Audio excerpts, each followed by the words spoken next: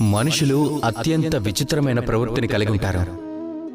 ఇతరుల విషయాలలో, వారి జీవితాల విషయంలో, వారి వ్యక్తిత్వాల విషయంలో, భవిష్యత్తు విషయంలో అనుమానాలు రేకెత్తించడం అది మంచిది కాదు. ఈ మనుషులు ఎవరిదైనా గతాన్ని చూసి భవిష్యత్తును చెప్పేస్తారు, వర్తమానాన్ని చూసి వాళ్ళ భవిష్యత్తు మీద అనుమానాలు కలిగిస్తారు.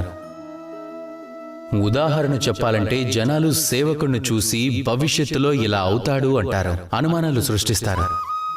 అరే, ఆ రాజుగారిని చూడండి, ఎంత సుఖంగా ఉంటాడు, ఈ ప్రపంచంలో ఇంతకన్నా సుఖంగా ఉండేవాడు ఉండడేమో, ఎన్ని సౌకర్యాలున్నాయి అతని వద్ద, ఇలా అనుమానాలు సృష్టిస్తారు. నిజం చెప్పాలంటే మీరు ఒకరి భవిష్యత్తు గురించి గాని, ఒకరి వ్యక్తిత్వం గురించి గాని పూర్తి నిజాన్ని చెప్పలేరు, కేవలం అనుమానించగలరు మాత్రమే. కానీ ఇలా అనుమానించటం వల్ల ఎటువంటి లాభం ఉండదు. ఎందుకంటే ఈ కాలం అనేది అత్యంత శక్తివంతమైనది. అత్యంత నల్లదైన బొగ్గుని కూడా అది వజ్రంగా మారుస్తుంది.